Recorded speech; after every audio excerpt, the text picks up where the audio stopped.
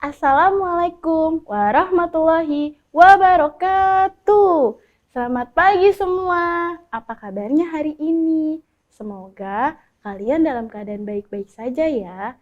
Nah, di pagi hari ini aku mau membahas sebuah topik yang sangat menarik nih teman-teman, yaitu tentang orang kaya dadakan. Wah, kalian pasti ngerasa kan, kalian tuh ingin sekali menjadi orang kaya dadakan. Bahkan kalian pernah bermimpi untuk menjadi orang kaya dadakan, karena di masa pandemi ini kita banyak sekali mengalami kesulitan yang membuat kita kekurangan uang, mengalami kesulitan ekonomi, pengurangan pendapat. Nah, di masa pandemi ini kita pasti banyak tuh mimpi-mimpi yang ingin sekali menjadi orang kaya dadakan. Terlebih lagi tanpa kerja keras atau usaha yang melebihi kemampuan kita. Tapi dari kisah ini aku mau cerita nih, ada penelitian yang udah aku baca dari sebuah artikel, dan ini kisah yang sangat menarik teman-teman. Mengapa menarik? Karena di kisah ini menceritakan seorang nelayan asal dari Bengkulu. Beliau menemukan sebuah muntahan paus yang ternyata harganya itu bisa melebihi dari ratusan juta. Wah, hebat ya nelayan ini. Dari muntahan paus saja beliau bisa mendapatkan uang 1,3 miliar.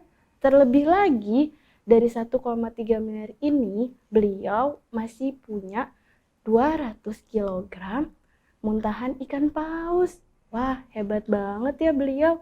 Nah, kalian bisa tahu kan dari kerja kerasnya beliau tuh seorang nelayan yang membuat beliau menemukan muntahan ikan paus itu ketika beliau sedang mencari ikan di laut.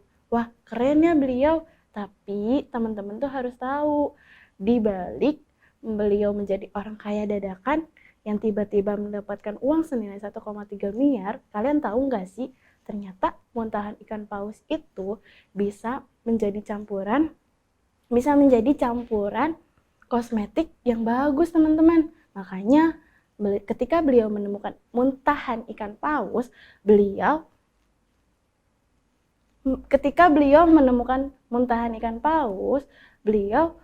mencarinya tidak sengaja teman-teman. Bahkan beliau aja tidak mengira kalau akan menemukan muntahan ikan paus yang bisa ditawar dengan harga yang sangat banyak. Nah, kalau teman-teman bisa bayangin kan, dari muntahan ikan paus beliau bisa mendapatkan ikan yang sangat banyak, bisa mendapatkan uang yang sangat banyak, yang membuat beliau sekarang menjadi orang kaya. Tapi dari kisah ini kita bisa ngambil pelajaran. Pelajarannya apa teman-teman? Pertama, kerja keras, karena beliau juga sebelum mendapatkan muntahan ikan paus, beliau juga berusaha kerja keras dengan mencari ikan di laut, dan beliau tidak pantang menyerah untuk bisa menafkahi keluarganya di rumah. Nah, selain kerja keras, beliau juga orang yang tidak putus doa. Nah, ini nih teman-teman kuncinya. Dari doa kita juga bisa menghasilkan sesuatu yang baik. Nah, selain kerja keras, pantang menyerah, doa, kita juga harus selalu bersyukur, karena dari kisah muntahan ikan paus ini kita juga bisa mendapat ujian atau cobaan yang mungkin menurut kita sendiri itu cobaan yang sangat berat. Karena apa? Karena ketika manusia didapati uang yang sangat banyak, pasti mereka mikirnya kayak yaudah uang ini buat saya foya-foya saja. Padahal tidak seperti itu teman-teman. Dari uang itu kita bisa berbagi dengan orang-orang yang membutuhkan. Nah, dari uang tersebut beliau juga tidak membuat atau berfoya-foya dengan uang itu, tapi beliau berbagi. Dari kisah ini, setelah kita menjadi orang kaya, kita tidak boleh sombong teman-teman, dan tidak boleh merasa paling baik di antara yang lain. Nah, dari sini juga kita bisa mengambil banyak pelajaran ya teman-teman dari kisahnya Pak Sukadi ini. Nah, Selain kerja keras, berarti kita harus selalu terus doa. Mungkin muntahan ikan paus yang bernilai 1,3 miliar ini tidak akan ada berarti apa-apa kalau misalnya Pak Sukadi tidak melalui dengan berdoa. Nah, teman-teman harusnya bisa ngambil dong pelajaran yang udah aku kasih dari kisah ini. Nah, dari kisah ini banyak banget ya teman-teman. Jadi di pagi hari ini aku mau berbagi sharing tentang kisahnya Pak Sukadi yang membuat aku sendiri tersentuh karena dari kerja kerasnya beliau bisa menghasilkan sesuatu yang baik. Nah, kita minta sama Tuhan itu sesuatu yang terbaik, bukan sesuatu yang melebihi dari apa yang kita mau. Tapi ingat ya teman-teman, mendapatkan uang 1,3 miliar itu juga bisa membuat kita lupa akan Tuhan, kita lupa akan semua kebaikan orang lain juga. Jadi tetap rendah hati ya teman-teman. Nah, di pagi hari ini aku sudah berbagi kisah nih tentang Pak Sukadi yang mungkin banyak pelajaran bisa teman-teman ambil. Terima kasih teman-teman untuk hari ini sudah mau mendengarkan, sudah mau mendengarkan kisah yang aku baca dari artikel dan sudah mau menjadi pendengar yang baik ya teman-teman. Terima kasih sudah menonton dan ingat ya teman-teman, pesan aku untuk selalu bersabar, rendah hati, dan pantang menyerah untuk bisa mendapatkan hasil yang terbaik. Karena hasil yang terbaik tidak akan terjadi jika kita tidak mengikuti usahanya. Terima kasih untuk hari ini. Assalamualaikum warahmatullahi wabarakatuh. Halo teman-teman, saya Natasha Maharani Hakim. Nah, kali ini kita akan membahas tentang pemimpin loh. Teman-teman pasti pernah mendengar kata pemimpin kan? Apa sih yang teman-teman pikirkan saat mendengar kata pemimpin? Pasti bermacam-macam. Teman-teman semua pasti ada yang ingin menjadi pemimpin kan? Apa sih yang dimaksud dengan pemimpin itu? Nah, menurut kalau kata Lao Tzu, seorang penulis asal Cina, pemimpin itu adalah orang yang tidak diketahui oleh orang banyak. Namun saat suatu pekerjaan atau tujuannya berhasil terselesaikan, dia akan mengatakan, kami melakukan ini bersama-sama. Jadi kalau menurut Lao Tzu, pemimpin adalah orang yang membantu orang lain untuk mengembangkan dirinya, sehingga orang itu tidak akan membutuhkan pemimpinnya lagi. Nah, teman-teman, sekarang teman-teman sudah mengetahui apa arti pemimpin kan? Teman-teman pasti ingin menjadi pemimpin yang baik. Lalu apa saja sih kualitas yang harus dimiliki seorang pemimpin supaya bisa disebut pemimpin yang baik? Yuk kita bahas. Nah, yang pertama itu ada jujur dan bertanggung jawab. Kenapa sih kita harus jujur dan bertanggung jawab? Sebagai pemimpin, orang-orang pasti akan mengikuti kita. Jika kita tidak jujur dan tidak dapat dipercaya, orang-orang akan ragu untuk mengikuti apa yang kita katakan. Dengan kita jujur dan bisa dipercaya, itu akan membangun keeratan antara kita dan juga orang yang mengikuti kita. Lalu yang kedua ada memberi teladan. Kenapa sih kita harus memberi teladan? Memberi teladan itu maksudnya jika kita ingin anggota tim kita menjadi disiplin dan rajin, maka kita juga harus disiplin dan rajin. Dengan begitu mereka akan mengikuti kita dengan setulus hati. Coba deh teman-teman pikirkan, apakah teman-teman mau disuruh disiplin dan rajin, tapi orang yang menyuruh teman-teman tidak disiplin dan tidak rajin? Pasti teman-teman akan kesal juga kan? Nah, oleh karena itu, supaya anggota tim kita dapat mengikuti kita dengan baik, kita juga harus memberi teladan yang baik. Nah, sudah dua nih teman-teman, kualitas pemimpin yang baik. Nah, yang ketiga itu ada mampu berkomunikasi dengan efektif. Mampu berkomunikasi dengan efektif bukan berarti teman-teman harus pintar berpidato, tapi teman-teman harus mampu menyampaikan instruksi yang teman-teman ingin sampaikan kepada orang-orang yang mengikuti teman-teman. Dengan begitu, pekerjaan yang mereka lakukan dapat diselesaikan dengan baik.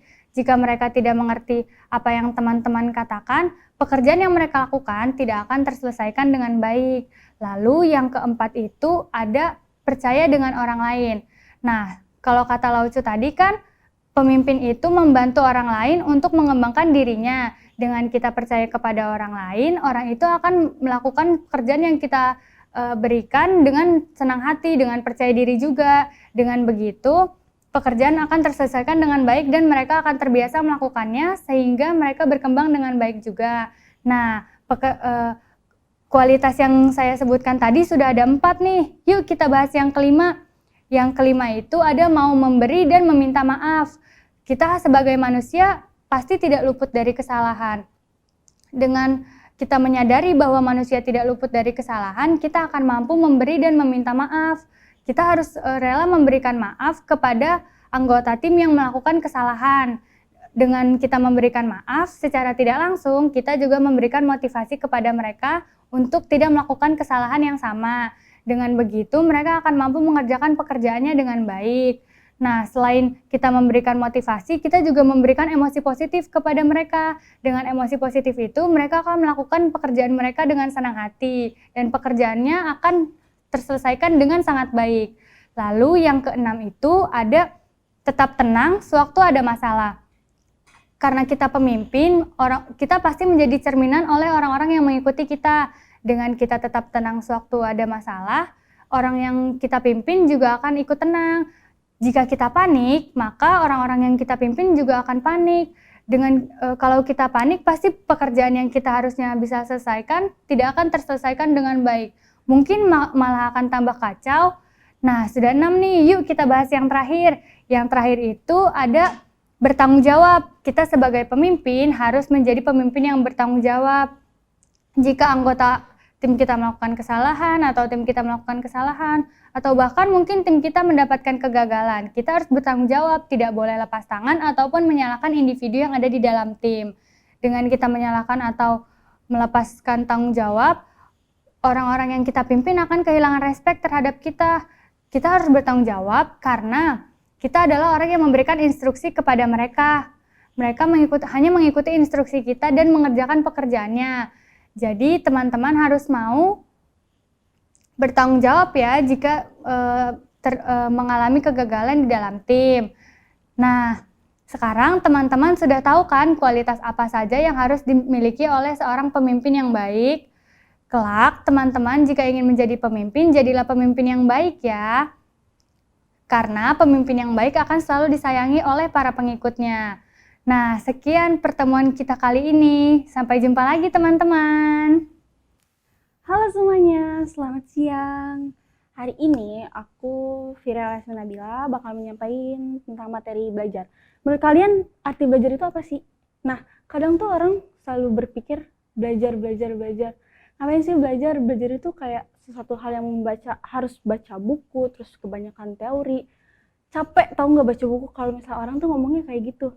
Nah, ada juga orang yang bilang kalau misalnya belajar itu nggak perlu pakai buku, dia cukup mengambil daripada pengalaman. Kayak misalnya, kamu ngapain sih baca buku terus? Coba aja kamu ngambil pengalaman, misalkan kayak dalam pekerjaan misalkan. Kamu nggak perlu misalkan dalam hubungan berbisnis, nggak perlu tuh nyari-nyari bagaimana menjadi seorang pembisnis yang sukses. Cari-cari tuh bukunya gimana tips-tips menjadi seorang pembisnis yang kaya, pembisnis yang sukses. Cukup aja udah dijalanin aja. Nanti juga bakal dapat pengalaman, pahit-pahit dulu, yang penting nanti juga bakal sukses. Nah, bisa jadi itu merupakan suatu proses pembelajaran. Nah, ada juga nih contohnya kayak Thomas Alva Edison. Dia itu salah satu ilmuwan yang memiliki pengalaman paling banyak banget juga nih. Kayak misalkan dia tuh membuat lampu pijar. Nah, dia itu selalu mengulang-ulang. Saat ketika gagal, dia ulang lagi. Nah, itu juga termasuk daripada pengalaman dia. Kayak misalkan dalam proses pertama dia membuat lampu pijar, kayaknya ada yang salah nih. Kenapa bisa gagal? Kenapa nggak nyala? Misalkan, kenapa yang saya teliti itu nggak nyala? Misalkan, dia bakal nyari ini apa penyebabnya. Nah, dia cari kenapa penyebabnya. Atau mungkin adakah yang kelebihan, atau mungkin ada yang kekurangan. Nah, kemudian dia bakal memperbaiki. Ketika kita menyadari adanya kesalahan, itu juga termasuk daripada proses pembelajaran, kayak gitu. Tapi, nggak sampai di situ aja. Sebenarnya sih, bukan cuman belajar dari pengalaman aja ya, buku juga butuh. Karena apa? Nggak mungkin Thomas Alva Edison cuman belajar dari pengalaman. Pasti dia juga baca buku kan. Kayak misalkan dia itu nyari tahu penyebab kenapa lampunya itu nggak nyala-nyala misalkan. Pasti dia nyari-nyari buku yang apa sih keterkaitan, adakah energi yang membuat lampu itu nggak nyala, kan pasti juga dia mencari teori-teori yang lain kan, misalkan kayak gitu. Nah, itu juga merupakan proses pembelajaran teman-teman. Jadi sebenarnya antara buku dan pengalaman itu saling berkaitan, mereka saling melengkapi satu sama lain, nggak bisa terpisahkan, nggak bisa nih kita cuma belajar dari pengalaman aja, tapi kita juga butuh buat buku, karena buku itu merupakan landasan teori dalam kita untuk berpraktek kayak gitu. Jadi mengetahui bagaimana teorinya itu bakal bisa berhasil melalui pengalaman yang kita lalui kayak gitu teman-teman. Jadi sebenarnya kita juga butuh yang namanya buku sebagai sarana prasarana dan fasilitas kita dalam menuju kesuksesan untuk mencari pengalaman yang ada dalam diri kita kayak gitu. Ya, mungkin dari aku cukup sekian, kurang lebihnya mohon maaf. Bye-bye. Yo, what's up? Assalamualaikum warahmatullahi wabarakatuh. Kembali lagi bersama saya Adelia Ristiananda dalam acara Sharing-Sharing Santuy. Nah, selama 7 menit ke depan ini saya akan menemani kalian dalam acara ini untuk membahas satu topik yang pastinya sudah sering didengar nih. Pastinya juga sangat seru. Apa tuh topiknya? Nah, topiknya adalah bagaimana pendapatmu tentang belajar dengan guru atau dengan otodidak. Nah, kalau misalkan pendapat Adil sendiri nih ya, selama belajar itu, kalau Adil itu lebih nyaman dengan guru. Kenapa tuh? Karena kalau misalkan dengan guru itu kayak ada tektoknya gitu loh, kayak ada tektok. Kalau misalkan kita nggak ngerti itu bisa bertanya dengan guru kayak gitu. Walaupun itu buku jendela ilmu gitu. Nah, apa namanya? Menurut review yang ada jalani ya, bertanya dengan teman-teman sebaya itu, mereka tuh tipe belajar yang mana sih? Yang belajar dengan guru atau yang belajar dengan otodidak? Nah, kalau teman-teman Adel itu banyak kan yang dengan belajar otodidak dengan belajar yang dengan guru walaupun ada 1-2 orang yang belajar otodidak. Nah, menurut mereka itu belajar yang baik itu belajar yang dengan guru. Kenapa sih katanya mereka itu lebih nyaman dengan guru karena kayak ada teman lawan bicaranya gitu. Kayak ada buat nanya-nanya atau hal-hal yang dia tidak mengerti kayak gitu ya kan. Nah, kalau menurut teman-teman tuh kayak gimana sih belajar yang baik itu? Nah, ya. Terus ada beberapa tokoh yang sukses juga, yang bisa survive dengan belajar otodidak. Siapa tuh? Nah, tokohnya itu yang pertama ada Maya Angelou. Maya Angelou ini seorang wanita. Seorang wanita hebat banget gak sih teman-teman? Maya Angelou ini punya segudang gelar walaupun beliau ini nggak lulus kuliah teman-teman. Hebat banget kan, gimana tuh? Bayangin aja sendiri ya kan. Nah, sosok yang kedua ini ada Ray Bradbury itu. Nah, beliau ini adalah seorang sastrawan yang belajar itu dengan membaca. Gila, dengan membaca doang menjadi sastrawan teman-teman. Nah, beliau ini tuh nggak lulus SMA. Bayangin tuh gimana kan, bedeh banget pokoknya deh, bedeh. Nah, iya teman-teman, jadi kalau menurut Adel nih ya, mau belajar dengan guru, mau belajar secara otodidak, itu sih terserah tergantung kitanya nyamannya belajar di mana kayak gitu. Jadi kenali dulu gimana diri kita nyamannya belajar di mana kayak gitu baru. Nah, pokoknya ya semangat belajarnya biar supaya bisa kayak tokoh-tokoh yang tadi tuh, yang hebat-hebat, yang bedeh-bedeh pokoknya, biar supaya kita bisa mencontoh beliau, bisa mengikuti jejak beliau dalam kesuksesannya, dalam kesuksesan berkarirnya. Ya, gak kerasa nih kurang lebih 7 menit saya menemani kalian untuk mengisi waktu kosong ya. Saya pamit undur diri. Kurang lebihnya mohon maaf apabila ada kesalahan. Wassalamualaikum warahmatullahi wabarakatuh. Halo semuanya. Perkenalkan, nama saya Zahrani Hayati. Di sini saya akan mengambil sebuah masalah yang cukup menarik. Sebelumnya, jangan lupa sarapan untuk kalian yang nontonnya pagi dan jangan lupa makan untuk kalian yang nontonnya siang, sore atau malam. Karena kali ini saya mengambil sebuah masalah masa lalu, masalah masa lampau yang akan membutuhkan cukup tenaga ketika kita mengingatnya. Masalahnya adalah bagaimana sih pandangan kita tentang pengalaman masa kecil mempengaruhi masa kita dewasa. Menurut kalian gimana nih? Berpengaruh nggak sih untuk kita saat ini? Aku mengambil sebuah teorinya yaitu Sigmund Freud. Dia mengatakan bahwa pengalaman masa kecil itu sangat mempengaruhi untuk masa dewasa. Ada sebuah aspek yang mempengaruhinya itu ada aspek psikoseksual, di mana ada fase oral. Mulut merupakan kegiatan aktivitas dinamik. Mulut bisa mengunyah, menggigit, dan mengisap ASI ketika kita masih kecil. Adapun beberapa aspek juga yang lainnya. Misalkan karena kita tuh lahir dari keluarga yang berbeda, lingkungan berbeda, dan bermain pun pasti berbeda-beda. Menurut kalian apalagi sih yang mempengaruhi masa kecil untuk dewasa saat ini?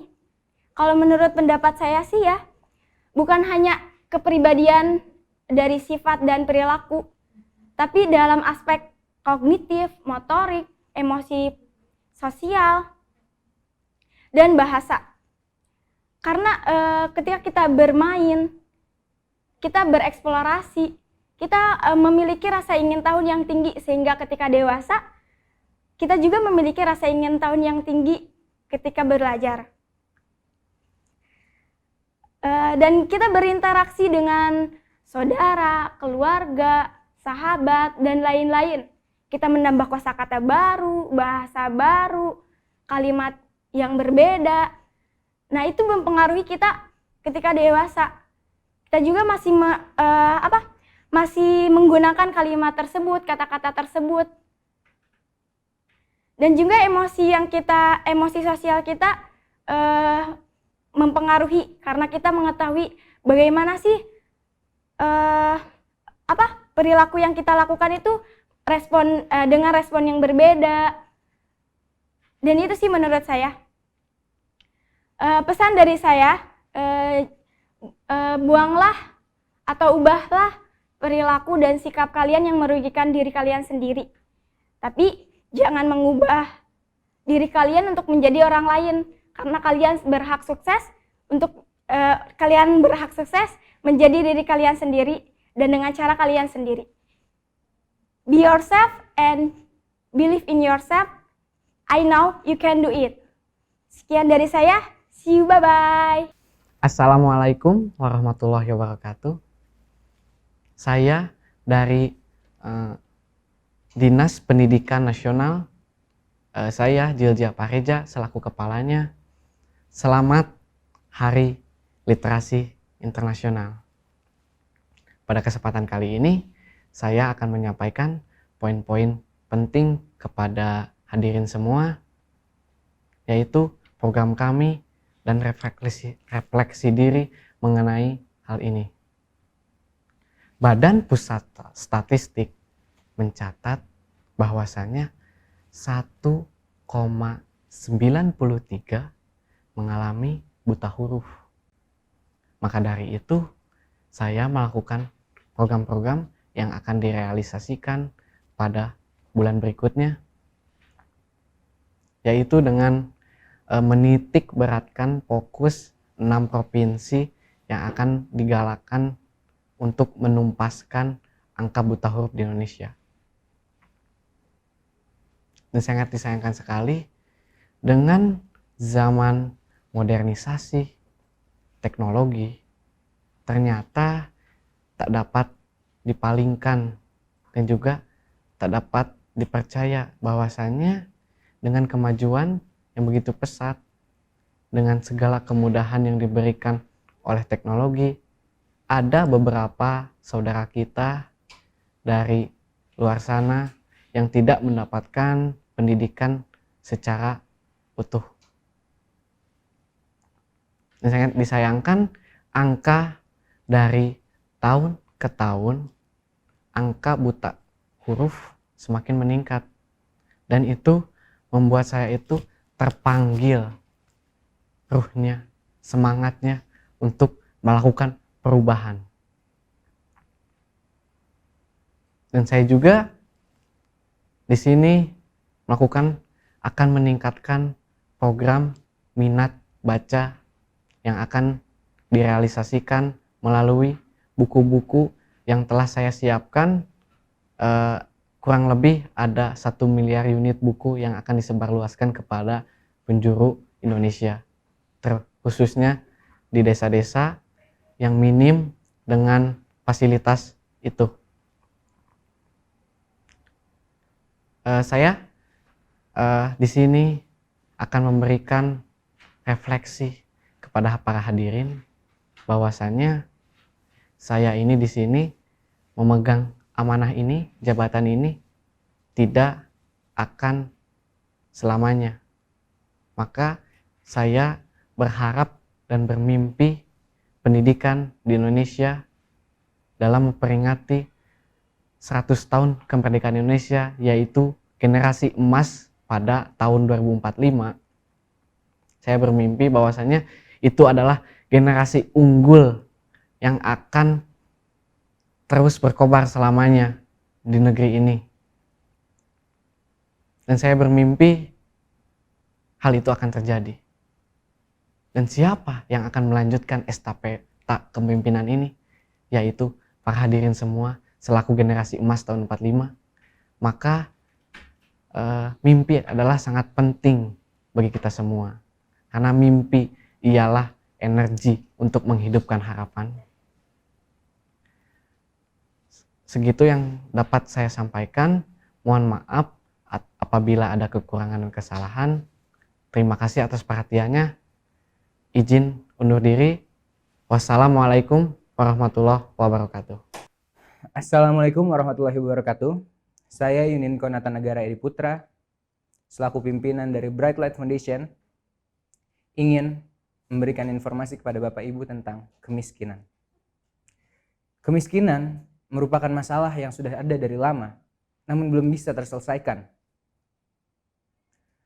Mungkin banyak hal yang belum Bapak Ibu sekalian tahu tentang kemiskinan. Mungkin Bapak Ibu sekalian mempunyai hidup yang bahagia, mempunyai hidup yang enak, mempunyai hidup yang berkecukupan, sehingga tidak melihat apa yang ada di bawah. Di sini kami akan memberikan kepada Bapak Ibu sekalian informasi tentang kemiskinan. Mulai dari faktor, dampak, hingga solusi dari kami untuk membantu memulihkan dunia dari kemiskinan. Faktor penyebab kemiskinan yang pertama, kurangnya pendidikan pada masyarakat. Hal ini sangat penting pada kita masyarakat dunia untuk ketahui bahwa pendidikan sangat berpengaruh pada kemiskinan. Apa pengaruhnya? Seorang yang memiliki pendidikan yang kurang akan bingung akan kemampuannya untuk bekerja. Dia tidak memiliki kemampuan yang cukup, pikiran yang cukup untuk bekerja karena kurangnya pendidikan yang dia dapat semasa hidupnya. Kedua, beban keluarga. Banyak kepala keluarga, tulang punggung keluarga menanggung banyak anggota keluarga sehingga susah untuk memenuhi kebutuhan mereka karena pendapatan yang mereka dapatkan sangat kecil. Kenapa ini bisa terjadi? Kurangnya lagi pendidikan. Kurang diberitahu tentang tanggung jawab akan bagaimana menjaga keluarga, bagaimana mengurus keluarga, bagaimana memiliki anak. Maka masih berpikiran yang sudah ketinggalan zaman lah. Orang-orang masih berpikiran bahwa banyak anak, banyak rezeki. Padahal banyak anak, banyak tanggungan. Dan jika emang bisa menanggung, mungkin nggak apa-apa, tapi ini mereka tidak bisa. menanggung, tapi hanya ingin memiliki banyak anak, banyak tanggungan, dan itu yang memberatkan seorang kepala keluarga untuk mencari nafkah. Ketiga, terbatasnya lapangan kerja. Kenapa bisa terjadi? Susah nyari lapangan kerja karena sedikit yang menciptakan lapangan kerja. Kenapa ini? Kenapa? Pendidikan lagi. Sedikit orang-orang yang tahu, sedikit orang-orang yang memiliki kemampuan untuk menciptakan lapangan kerja. Memiliki pengetahuan untuk menciptakan lapangan kerja. Sehingga masih terpaku untuk mencari kerja, mencari lowongan kerja. Padahal bisa melakukan yang lebih. Yaitu apa? Menciptakan lapangan kerja. Tapi dengan sedikitnya pendidikan yang diberi, sedikitnya peningkatan moral yang diberi, seorang merasa hanya hidup untuk mencari kerja. Tidak mau berpikir luas, tidak mau berpikir inovatif untuk menciptakan lapangan kerja. Kedua, orang yang menciptakan lapangan kerja ini mungkin ada pikirannya, tapi apa? Mereka kurang biaya untuk menciptakan lapangan kerja ini. Hal ini mungkin balik lagi ke tadi, mungkin kita harus bekerja dulu, tapi bagaimana meningkatkan kualitas pekerjaan kita dengan pendidikan yang cukup. Semuanya saling berkaitan, semuanya saling berhubungan. Dan jika kita bisa melihat satu yang bisa kita lakukan, yaitu memperbaiki pendidikan, memperbaiki kualitas individu, masyarakat, dunia. Dampaknya apa? Dampak dari kemiskinan apa? Tadi kita udah bicara tentang faktor-faktor yang menyebabkan kemiskinan. Sekarang kita berbicara akan dampak yang menyebabkan kemiskinan. 1. Dampak yang terjadi karena kemiskinan adalah meningkatkan kriminalitas di dunia. Semakin banyak orang miskin, semakin banyak orang yang putus asa, semakin banyak orang yang menghalalkan segala cara untuk mendapatkan uang. Mencuri, merampok, membunuh, menipu, semua ini muncul karena kemiskinan. Orang merasa tertekan, bingung mau apa lagi. Dengan pendidikan yang kurang, hanya tahu bertahan hidup. Muncullah perilaku otak reptil, survival. Mereka mencoba segala cara untuk bertahan hidup. Bahkan melakukan kriminal. Kedua, kurangnya gizi yang baik untuk masyarakat. Banyak orang kelaparan karena kemiskinan. Banyak orang yang sakit-sakitan karena kemiskinan. Tinggal di lingkungan yang tidak sehat karena kemiskinan. Dan dampaknya bukan cuma ada di orang-orang yang di bawah, tapi akan menyebar seperti yang kita lihat sekarang. Pandemi ini terjadi karena mungkin kekumuhan yang terjadi, kotor, lingkungan yang kotor, tapi akhirnya menyebar juga. Meskipun orang memiliki uang yang banyak, meskipun orang memiliki lingkungan yang bersih, tapi pada akhirnya juga terkena dampaknya. Ketiga, dampak dari kemiskinan adalah susahnya orang untuk bahagia. Orang akan susah untuk bahagia di saat tekanan ada pada dirinya. Mereka akan mencoba untuk bahagia sekuat tenaga, tapi tidak akan bisa. Dan apa yang terjadi? Mereka kehilangan semangat. Kehilangan semangat untuk hidup, kehilangan semangat untuk bekerja, kehilangan semangat untuk berubah, belajar. Dan akhirnya kembali lagi menjadi salah satu faktor pada kemiskinan. Ini sebuah mata rantai yang sangat kuat, yang susah untuk dipecahkan. Tapi kami memiliki solusi. Apa solusinya? Kita semua memiliki solusi. Apa solusinya? Peduli. Peduli pada sesama. Peduli akan pendidikan. Peduli akan kesehatan. Peduli akan kebahagiaan orang lain. Jika kita peduli, jika kita diajarkan untuk peduli, untuk bisa membantu orang yang membutuhkan bantuan, itu akan mudah. Mungkin kali ini kita bisa melihat bahwa banyak orang yang kaya sekali, dan banyak orang yang miskin sekali, tapi mereka berdua tidak mau menyatu, tidak bisa menyatu. Orang yang kaya sekali penuh akan visi ke depan, penuh akan angan-angan yang besar masih untuk dirinya. Sedangkan orang yang miskin sekali penuh dengan keputusasaan, keluhan akan hidupnya, sehingga mereka tidak bisa bertemu. Tapi jika saling peduli, orang yang di atas mau melihat orang yang di bawah, maka akan stabil. Mereka akan membantu, memberikan makanan, memberikan kebahagiaan, kesehatan, lapangan pekerjaan, pendidikan yang pantas. Dan kita sebagai manusia harusnya paham bahwa kita bisa memberikan contoh ke orang-orang lain. Kita yang sekarang berkecukupan, kita dengan kehidupan yang enak, seharusnya bisa mencontohkan ke orang lain bahwa kita bisa berusaha untuk mencapai kebahagiaan, untuk mencapai pendidikan yang mantap, untuk bisa memperbaiki kemiskinan diri, kemiskinan dunia. Sekian dari saya, Yuninko Natanegara Edi Putra. Saya mohon kepada Bapak Ibu sekalian untuk bisa mulai merubah diri. Jika ada salah dalam perkataan, saya minta maaf. Assalamualaikum warahmatullahi wabarakatuh. Assalamualaikum warahmatullahi wabarakatuh. Ketemu lagi sama gue Alika Sofia Rahman, mahasiswa angkatan pertama SBABK di acara sharing-sharing gabus tapi serius. Jadi di kesempatan kali ini gue bakal bawain topik yang akhir-akhir ini tuh lagi ramai banget diperbincangkan sama banyak orang nih guys. Dan juga ternyata topik ini tuh menjadi fokus utama untuk negara kita sendiri, yaitu negara Indonesia. Apa sih topiknya? Jadi topiknya adalah seberapa penting sih peran orang tua dalam pendidikan di era digital ini? Ayo, apa coba? Bisa kalian bayangin nggak guys? Jadi ternyata orang tua tuh banyak banget mempunyai peran yang sangat penting dan juga besar loh guys.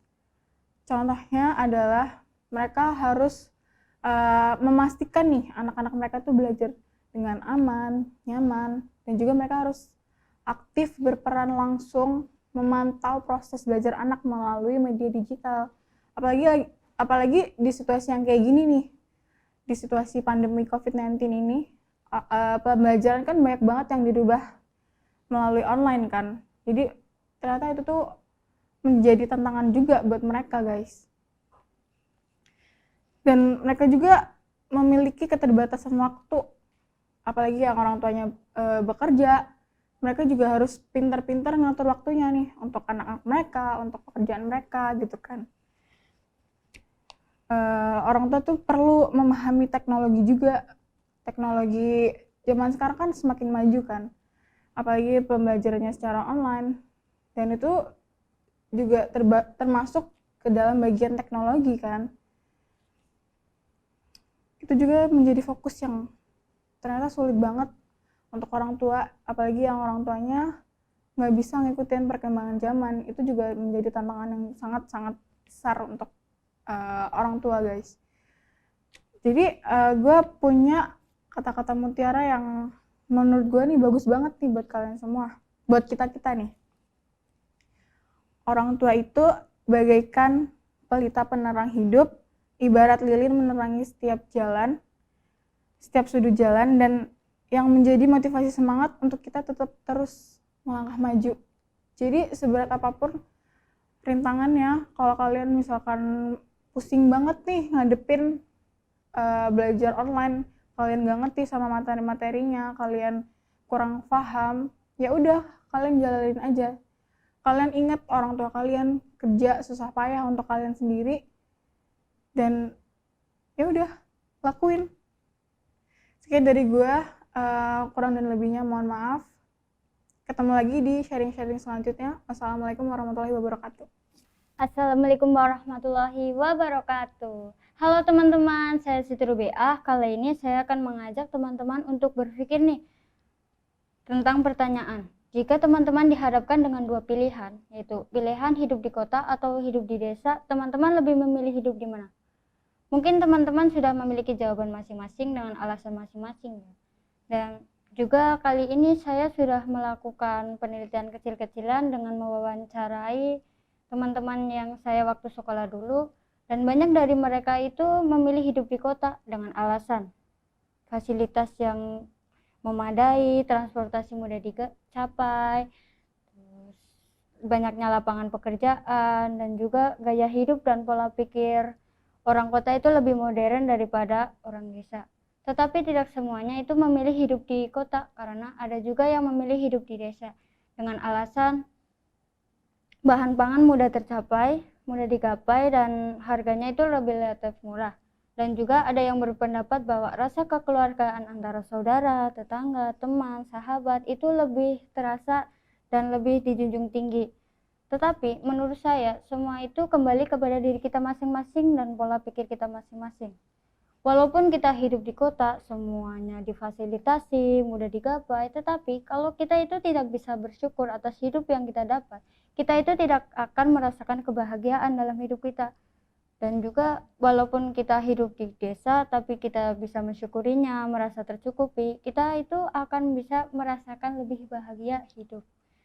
Dan juga dari jawaban dari pertanyaan ini, menurut saya itu semua itu kembali kepada diri kita, kepada pola pikir kita terhadap hidup yang kita lakukan. Contohnya, kalau kita berpikiran bahwa hidup kita itu membosankan, kita selalu mengeluh, tidak dapat menerima, kita itu tidak akan dapat merasakan kebahagiaan dalam hidup kita. Tetapi sebaliknya, jika kita dapat bersyukur, selalu merasa kecukupan, kita itu akan lebih merasa bahagia dengan hidup yang kita jalani saat ini. Mungkin itu saja yang dapat saya sampaikan kali ini. Saya Siti Rubiah, mohon pamit. Wassalamualaikum warahmatullahi wabarakatuh. Bismillahirrahmanirrahim. Assalamualaikum warahmatullahi wabarakatuh. Alhamdulillahilladzi arsala rasulahu bil huda wa dinil haq yudhhirahu 'ala dzini kullihi wa kafa billahi syahida. Asyhadu an la ilaha illallah wahdahu la syarikalah wa asyhadu anna Muhammadan abduhu wa rasuluhu allazi la nabiyya ba'dah. Rabbi sholli wa yassirli amri wa hludatan min lisani yafqahu qawli. Puji dan syukur marilah kita panjatkan kehadirat Allah Subhanahu wa taala. Berkat rahmat dan karunia-Nya kita bisa berkumpul pada kajian hari ini. Salawat dan salam semoga tetap terlimpah curahkan kepada baginda alam, yakni Habibana wa Nabiyana Muhammad Sallallahu Alaihi Wasallam, pada keluarganya, para sahabatnya, tabi'in, tabi'at, dan kita selaku umatnya yang mudah-mudahan taat dan patuh pada ajarannya. Amin ya Allah ya Rabbal Alamin. Pada kesempatan ini, izinkan saya Irajudin pada acara Siraman Rohani akan melanjutkan pembahasan yang kemarin tentang pertanyaan dari Saudara Ahmad. Pertanyaannya, bagaimana televisi atau TV bisa mempengaruhi sikap seseorang?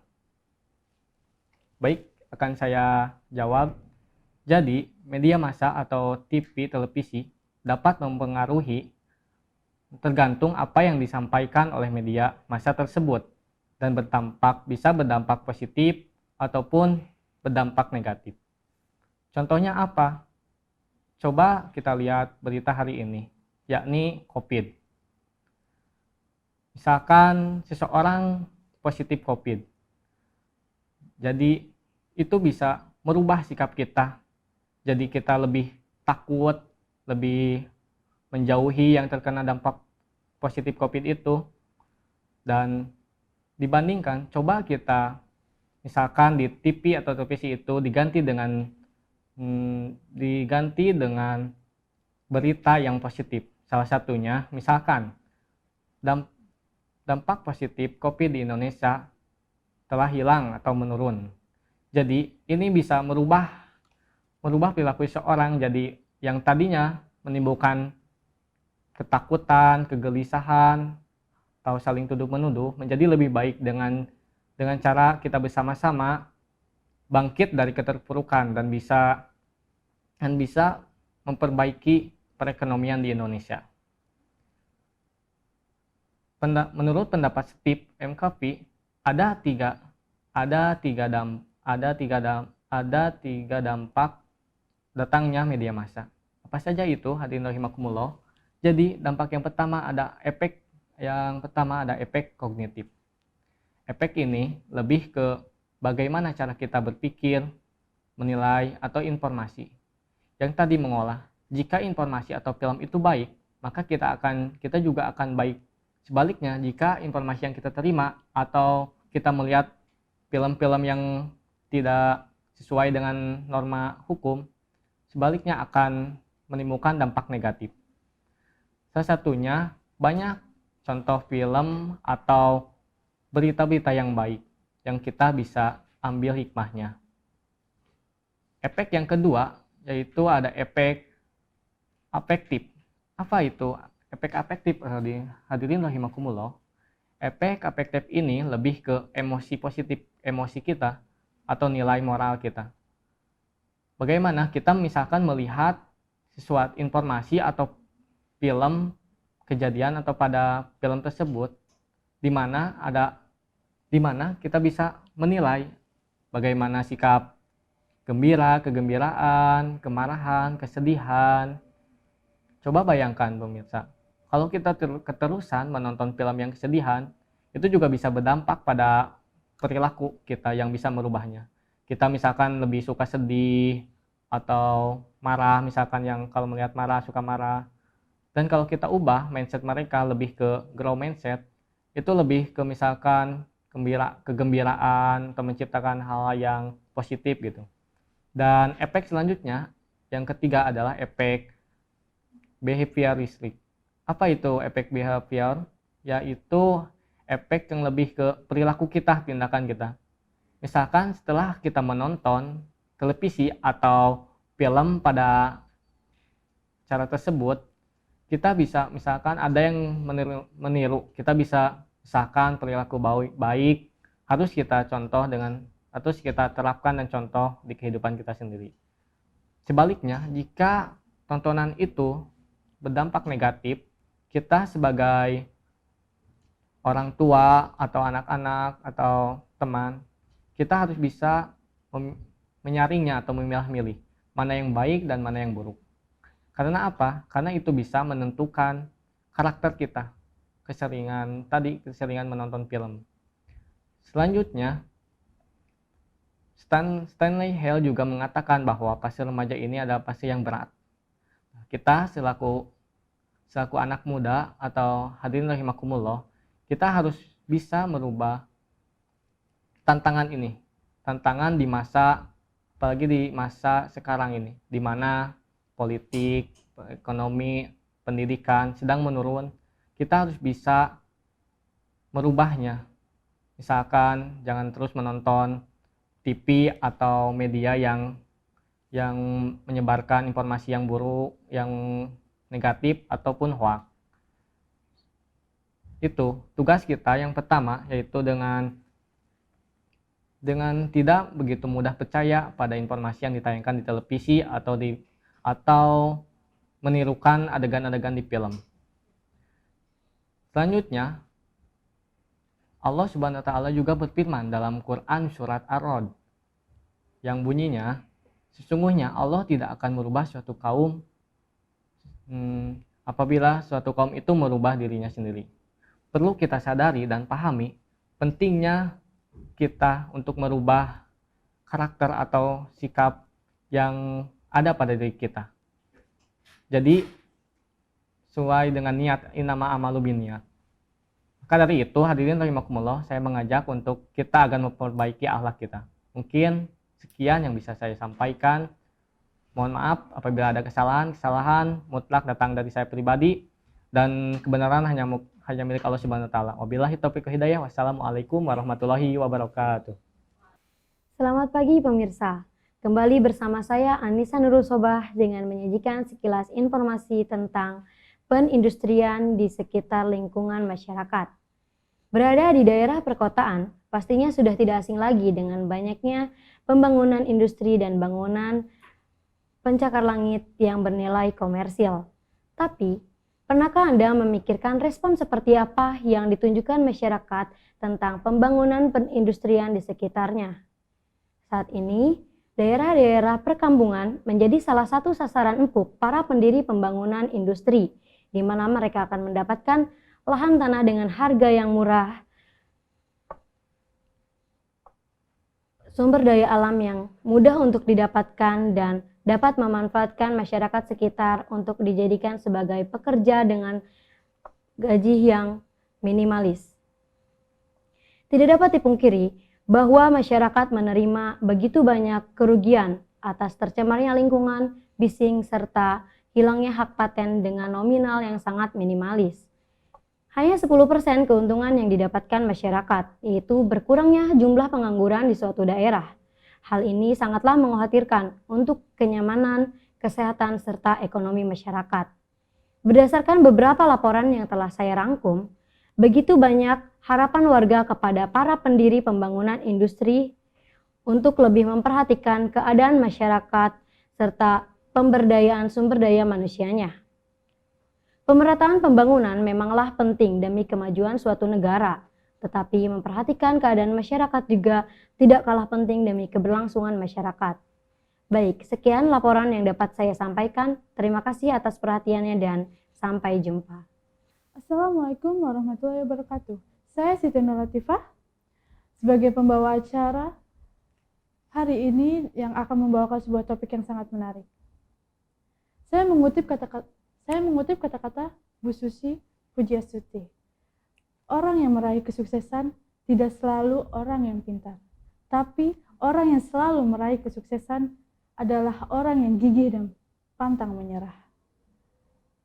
Saya juga mengutip sebuah kutipan dari sebuah film dokumenter Break of the Silence. Mereka yang berusaha tanpa menyerah adalah orang yang berhasil. Nah, sekarang kita tahu kesuksesan itu adalah hal yang terpenting untuk kita. Nah, saya ingin bertanya, siapa sih yang nggak tahu BTS? BTS adalah artis Korea yang sedang mendunia saat ini. Kesuksesan karir mereka sangat diakui di seluruh dunia. Pasti kita sangat iri kan? Saya ingin mengajak teman-teman semua untuk berpikir dan bertanya kepada diri sendiri, apa aja sih usaha yang teman-teman sudah lakukan untuk menggapai cita-cita dan kesuksesan teman-teman. Sambil atau sembari teman-teman memikirkannya, saya akan menceritakan sedikit cerita tentang perjalanan karir dan tentang BTS dari mulai awal hingga saat ini. BTS juga dikenal sebagai Bangtan Boys. BTS beranggotakan 7 orang asal Korea Selatan yang dibentuk oleh Big Hit Entertainment. Mereka debut pada tanggal 13 Juni 2013. Mereka debut menggunakan album pertama mereka yang berjudul Too Cool for School dengan titel lagu No More Dream. Kita semua pasti tahu lagu-lagu mereka. Mungkin teman-teman, apalagi ARMY fans BTS pasti mengetahui semua dari perjalanan BTS dari awal hingga saat ini. Kita tahu lagu-lagu mereka sangat menginspirasi dan memotivasi kita semua. Mereka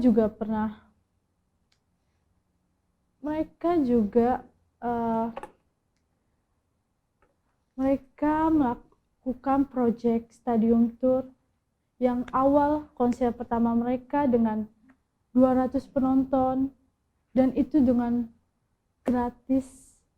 Siapa sih yang gak mau gratis? Tapi sekarang konser mereka sudah melebihi jutaan penonton karena kesuksesan dan kerja keras mereka untuk impian mereka membuat stadium tour konser-konser di seluruh dunia.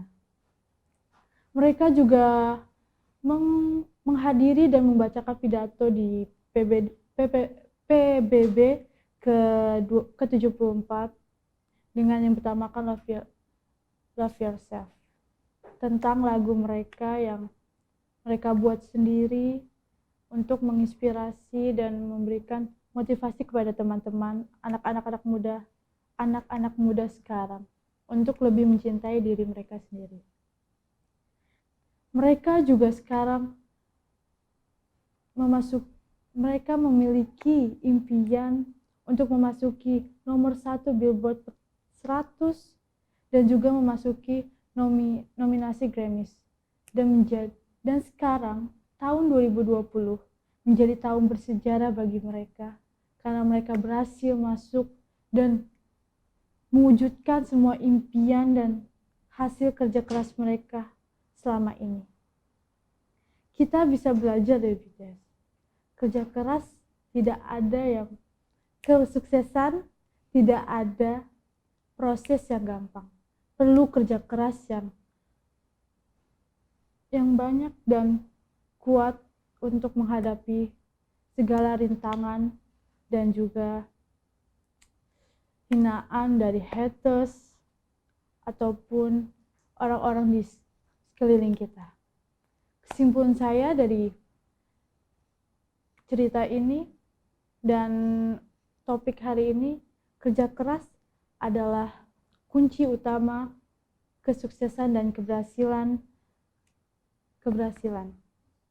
Jika kalian tidak mau bekerja ataupun kerja keras, jangan harap hasil yang kau dapatkan akan baik ataupun memuaskan.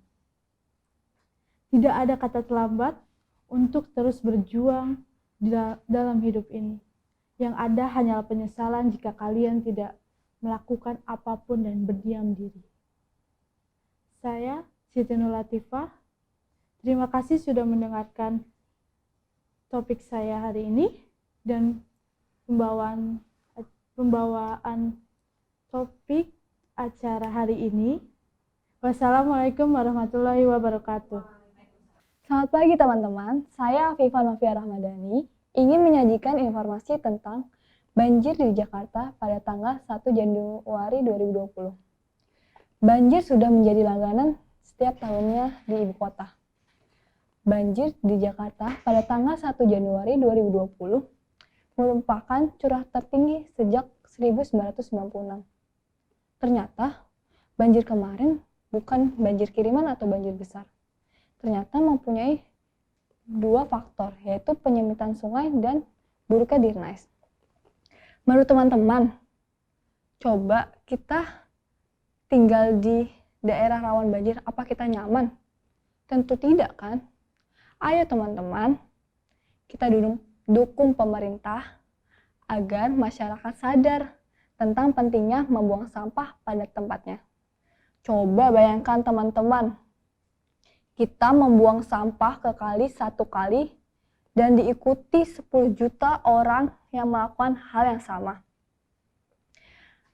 Sampah tersebut akan menjadi gunung kan, dan terdampak menjadi banjir yang besar. Ayo teman-teman, kita lakukan hidup sehat dan jaga lingkungan kita agar tidak terdampak oleh banjir. Saya Afifah Novia Rahmadani ingin undur diri dari hadapan teman-teman. Sekian, terima kasih. Selamat pagi teman-teman. Assalamualaikum warahmatullahi wabarakatuh. Salam sejahtera untuk semuanya. Halo kawan-kawan.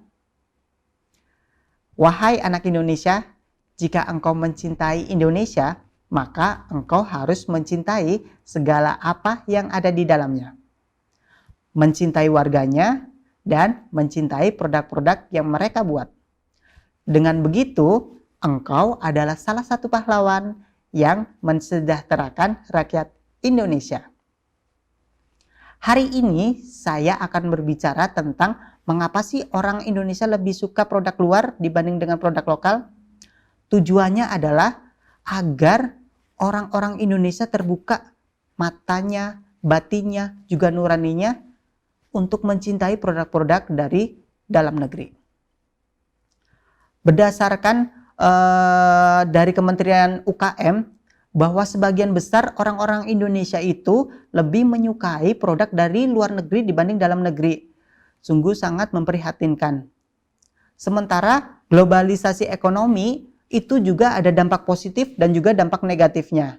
Dampak positifnya adalah terciptanya berbagai macam lapangan kerja dan juga sumber pemasukan devisa untuk negara Indonesia. Sementara dampak negatifnya adalah tergerusnya rasa cinta tanah air atau tergerusnya rasa cinta produk dalam negeri. Teman-teman tahu nggak sih kenapa orang-orang Indonesia lebih suka produk dari luar? Biasanya yang pertama adalah kemasan yang biasa saja dari produk kita. Padahal kemasan itu sangat penting. Jika kita melihat kemasannya bagus, maka orang itu pasti akan penasaran dan ingin mengetahui apa itu isi produknya. Lalu selain itu juga produk dengan kualitas yang rendah. Jadi produk yang lokal ini juga kualitasnya rendah karena sumber daya alamnya kurang berinovasi dan kurang kreatif. Kemudian ada kurang inovasi pada produk. Biasanya orang-orang Indonesia itu lebih banyak meniru. Contohnya seperti Starbucks dari luar negeri, orang-orang Indonesia banyak meniru. Ada kenangan, ada janji jiwa, atau lain hati, dan yang lainnya. Lalu ada juga produk dari luar negeri seperti McD. Di Indonesia langsung meniru. Ada Citra, ada Sabana, dan juga yang lainnya. Kemudian ada juga orang Indonesia itu lebih banyak gengsinya. Mereka lebih seneng pakai produk yang bermerek biar dibilang keren, biar dibilang orang kaya. Kemudian juga pandangan orang Indonesia ini, teman-teman, mereka itu menganggap orang luar atau produk luar itu kualitasnya lebih bagus dibanding kualitas dari produk dalam negeri. Lalu harga barang juga yang nggak terlalu beda jauh, itu juga mengakibatkan orang lebih memilih dari produk luar negeri. Sementara banyak juga produk-produk yang dalam negeri yang bagus nih teman-teman, diimpor di luar. Atau di luar itu sangat diapresiasi, namun di dalam negeri nggak diapresiasi atau tidak disanjung, seperti itu. Kemudian juga orang Indonesia ini selain gengsi juga banyak gayanya, banyak tingkahnya, maunya macam-macam seperti itu. Kemudian juga dari segi pelayanan dan kualitas, produk dari luar negeri juga lebih bagus dibanding produk dalam negeri. Lalu berikutnya adalah desain dari produk luar itu sangat bagus atau menarik dibanding desain dari produk dalam negeri. Nah, untuk itulah teman-teman, saya ingin mengajak teman-teman semuanya agar mencintai produk-produk Indonesia, agar menghargai produk-produk Indonesia. Biar apa? Biar UKM orang-orang Indonesia itu berkembang dengan baik dan SDM-nya semakin kreatif, semakin inovatif. Mereka bisa menciptakan produk-produk atau karya yang kualitasnya tinggi, yang bernilai bagus untuk masyarakat dan juga masyarakat dalam negeri ataupun luar negeri. Dengan begitu, maka kesejahteraan orang-orang Indonesia itu akan naik, perekonomian juga akan naik. Ya, jadi mari teman-teman semuanya kita bantu untuk mencintai produk-produk Indonesia dengan membeli barang teman. Misalkan teman-teman nih ada temannya membuat kreasi, membuat dagang, jualan makanan segala macam, yuk kita membelinya. Dengan begitu, maka perekonomian akan berjalan dan masyarakat pun akan semakin senang karena produknya dihargai dan dibeli oleh masyarakat Indonesia. Kurang lebih seperti itu, teman-teman. Semoga bermanfaat ya. Sampai jumpa lagi. Dadah. Assalamualaikum warahmatullahi wabarakatuh. Assalamualaikum warahmatullahi wabarakatuh. Selamat pagi semuanya. Hari ini bertemu dengan saya Dimas Dwi Pramana. Bisa kalian sapa saya Dimas.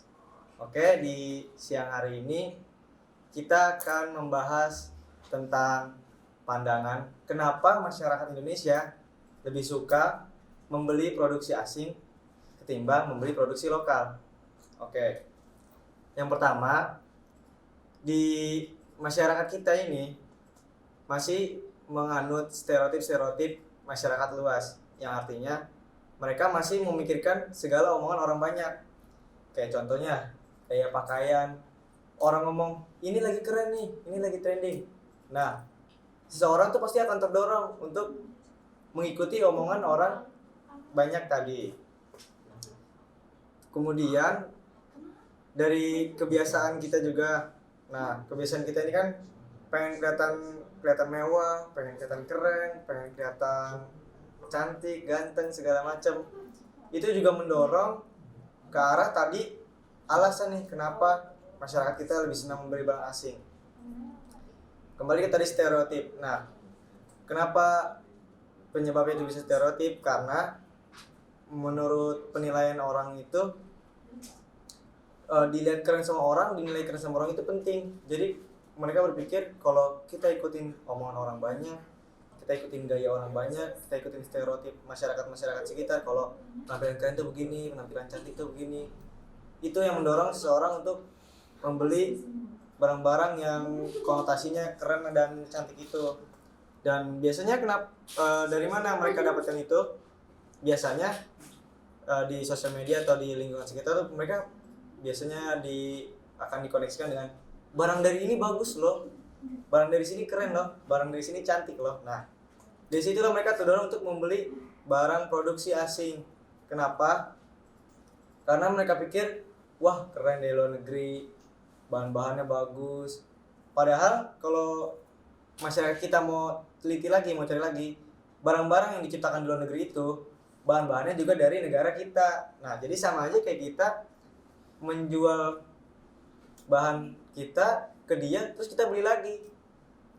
Itu kan pemborosan pertama ya. Terus yang kedua juga sama aja kita kayak ditipu gitu lah guys. Nah, itu kan pertama karena stereotip. Jadi mereka berpikir itu beli barang asing keren, beli barang asing itu bagus. Padahal barang asing itu bagus juga bahannya dari negara kita. Itu dia. Yang kemudian itu kalau menurut saya karena mencari ini juga eksistensi, mereka pengen terkenal, pengen dilihat orang, jadi pengen tampil modis, tampil matching segala macam itu dia. Terus juga pengen dibilang wow gitu sama teman-teman sekitarnya. Itu dia yang biasanya mendorong juga nih jadi faktor eksternal kenapa seseorang lebih suka membeli produksi asing. Terlepas juga dari memang sih kecanggihan alat produksi di negara kita dan negara asing itu memang masih berbeda ya, masih majuan negara asing. Tapi kalau dari segi ketahanan bahannya itu nggak beda jauh lah, sama-sama.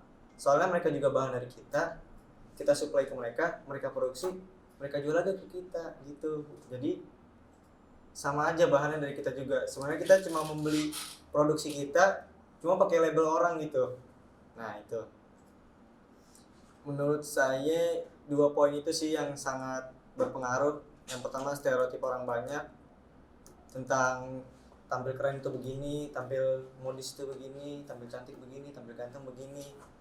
Juga tadi eksistensi, mereka pengen eksis di sekitar mereka, di dunia mereka, di dunia maya, dunia sekolah, pertemanan, pekerjaan, segala macam. Jadi mereka pengen dilihat. Nah, kemudian untuk alasannya itu juga selain faktor tadi eksistensi dan stereotip masyarakat sekitar, itu juga mungkin ini ya masih memang di negara kita masih suka ini peralihan harga gitu. Misalnya dari si produsen pertama nih harga sekian, dari nanti pindah kemana lagi jadi naik lagi. Mungkin itu juga yang bikin masyarakat kita jadi males beli produksi lokal karena kok jadi segini padahal kan aslinya segini. Nah di situ biasanya mereka lebih milih dengan beli di sini aja lah. Nah kan muncul tuh opsi-opsi yang begitu tuh, yang jadi mereka lebih memilih produksi lain ketimbang produksi kita. Mungkin itu juga salah satu yang harus PR lah buat kita semua untuk menjadikan diperbaiki lagi manajemen tentang penjualan gitu, tentang penghargaan harga-harga barang, supaya juga masyarakat kita tidak merasa ditipu gitu dengan harga yang ditetapkan dan juga hasil yang kita dapatkan gitu. Kemudian itu juga menyangkut ke tadi tuh kepercayaan juga nih pembeli kita nih, kenapa lebih percaya beli barang asing. Ini ada hubungannya sama yang kedua tadi, eksistensi. Mereka percaya nih kalau beli produk luar itu bakalan begini, kalau beli produk lokal tuh bakalan biasa-biasa aja. Nah, jadi tadi ada 5 poin. Pertama kan stereotip, yang kedua eksistensi, yang ketiga ketahanan barang, yang keempat harga, itu juga harga yang menentukan. Terus yang kelima kepercayaan. Jadi buat kita juga nih sebagai masyarakat Indonesia harus pinter-pinter bikin apa ya, selain marketingnya juga pinter-pinter bikin orang tuh percaya sama produksi kita gitu. Jangan yang kita jadiin promosi itu barang yang bagus, nanti yang kita yang jual barang yang jelek. Nah itu kan orang jadi nggak percaya lagi gitu sama produksi lokal kita sendiri.